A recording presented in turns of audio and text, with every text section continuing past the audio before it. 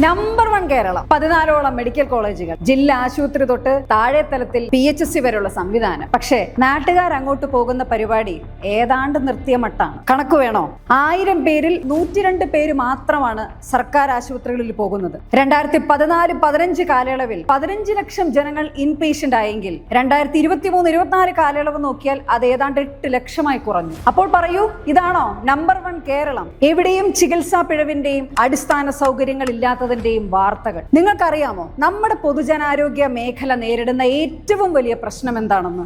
സ്റ്റാഫില്ല, ഡോക്ടർമാരില്ല, നഴ്സുമാരില്ല, paramedical സ്റ്റാഫില്ല, മറ്റ് ജീവനക്കാരുമില്ല. 2023 മാർച്ചിലെ കണക്കനുസരിച്ച് സർക്കാർ ആശുപത്രികളിൽ വിവിധ പോസ്റ്റുകളിലായി 5746 ഒഴിവുകളുണ്ട്.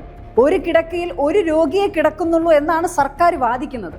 പക്ഷേ സ്വപ്നങ്ങളിൽ മാത്രം. ഒരു കിടക്കയിൽ കുറഞ്ഞത് 2 രോഗികളെന്ന് ഇരിക്കട്ടെ. അങ്ങനെയാണെങ്കിൽ തന്നെ 6 ഇൻപേഷ്യന്റ് കിടക്കകൾക്ക് ഒരു ഡോക്ടർ എന്ന പാറ്റേൺ പ്രകാരം 6700 ഡോക്ടർമാരെ കൂടി നിയമിക്കണം. സാധാരണ ജനങ്ങൾ അവരെ ഡോക്ടർമാരെ നോക്കിയില്ല, ചികിത്സിച്ചില്ല എന്ന് പറയുമ്പോൾ നമ്മൾ മനസ്സിലാക്കേണ്ട ഒരു കാര്യം, ഈ ഡോക്ടർമാർ അവർക്ക് താങ്ങാവുന്നതിലധികം രോഗികളെ നോക്കിയിട്ടും എങ്ങും എത്തുന്നില്ല എന്നുള്ളതാണ്.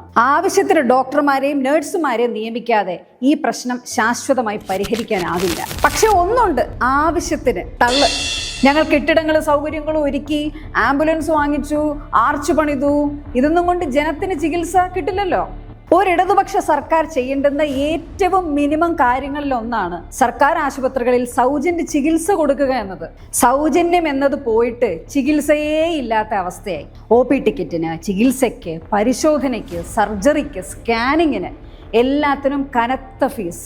സാമഗ്രികളും മരുന്നും വാങ്ങിക്കൊടുത്താൽ മാത്രം സർജറി. ഇനി അടുത്ത പ്രശ്നം, നമ്പർ 1 ആണ് ഹെൽത്ത് മോഡൽ എങ്കിൽ അതിനുവേണ്ടി സർക്കാർ പണം ചെലവഴിക്കാത്തത് എന്താ?